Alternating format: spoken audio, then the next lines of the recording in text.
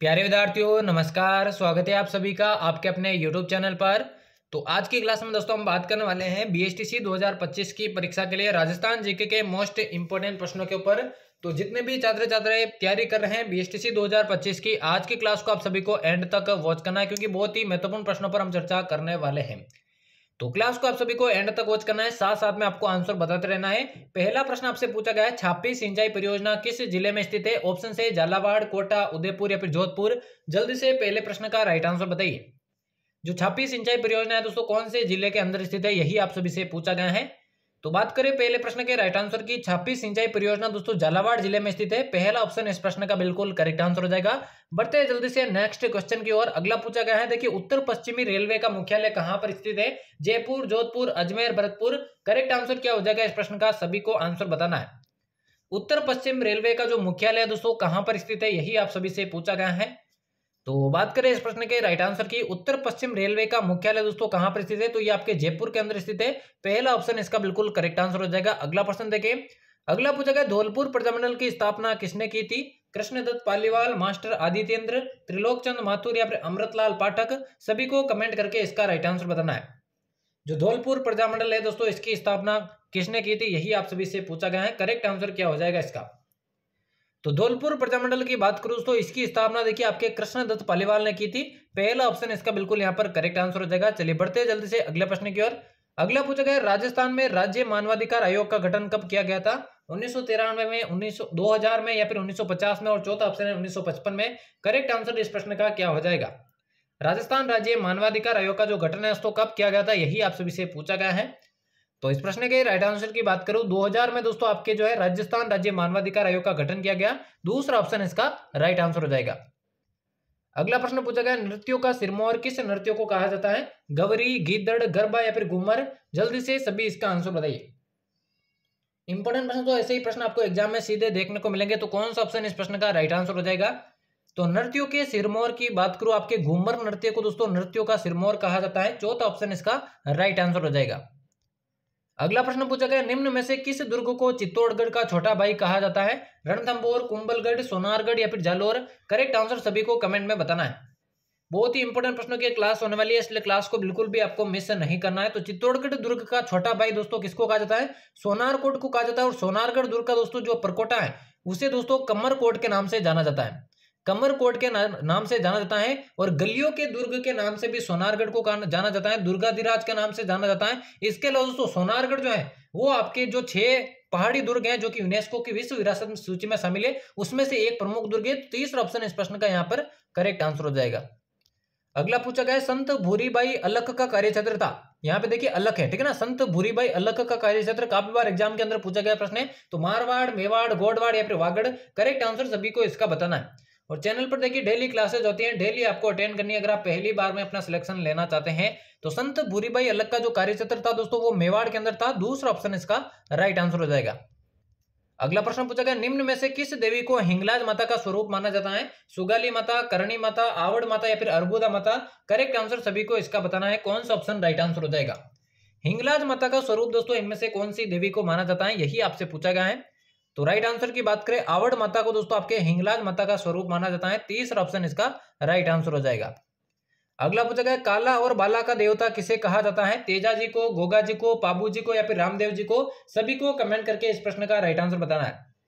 काला और बाला का देवता किसको कहा जाता है, यही आप सभी से पूछा गया है। तो राइट आंसर की बात करें काला और बाला का देवता दोस्तों तेजा जी को कहा जाता है। पहला ऑप्शन इस प्रश्न का राइट आंसर हो जाएगा। अगला प्रश्न पूछा गया, मत्स्य संघ की राजधानी किसे बनाया गया था? अलवर को, भरतपुर को, करौली को या फिर धौलपुर को। जल्दी से सभी विद्यार्थी इसका आंसर बताइए। मत्स्य संघ की राजधानी दोस्तों इनमें से किसको बनाया गया था, यही आपसे पूछा गया है। और क्लास के एंड में बताना तो यहाँ से कितने प्रश्न आपके करेक्ट है ईमानदारी से, ताकि आपको अपनी तैयारी का मालूम चल सके। तो मत्स्य संघ की जो राजधानी दोस्तों अलवर को बनाया गया था। पहला ऑप्शन इस प्रश्न का बिल्कुल करेक्ट आंसर हो जाएगा। अगला पूछा गया, अलाउद्दीन खिलजी ने सर्वप्रथम राजस्थान के किस क्षेत्र पर अधिकार किया था? जालोर, रणथंभौर, सिवाना या फिर चित्तौड़गढ़। करेक्ट आंसर सभी को इसका बताना है। अलाउद्दीन खिलजी ने सर्वप्रथम कौन से क्षेत्र पर अधिकार किया था, यही आपसे पूछा गया है। तो सबसे पहले अलाउद्दीन खिलजी ने दोस्तों 1301 में आक्रमण किया था रणथंभौर का, जिसमें राजस्थान का प्रथम दोस्तों जौहर और साका भी हुआ था। दूसरा ऑप्शन इसका बिल्कुल करेक्ट आंसर हो जाएगा। अगला पूछा गया निम्न में से चित्तौड़गढ़ की किस रानी ने बादशाह हुमायूं से मदद मांगी थी?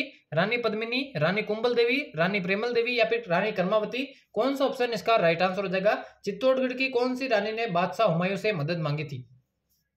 तो बादशाह हुमायूं से मदद देखिए 1540 में जब चित्तौड़गढ़ का दूसरा शाखा होने जा रहा था, उस समय रानी कर्मावती ने दोस्तों आपके जो है चित्तौड़गढ़ के जो है बादशाह हुमायूं से या मदद मांगी थी। चौथा ऑप्शन इसका राइट आंसर हो जाएगा। अगला देखिए पूछा गया कालीबंगा सभ्यता से कितनी अग्नि वेदिकाएं प्राप्त हुई है? 7, 5, 8 या फिर 9? करेक्ट आंसर इसका बताइए। कालीबंगा सभ्यता से टोटल दोस्तों कितनी अग्नि वेदिकाएं प्राप्त हुई है, यही आप सभी से पूछा गया है।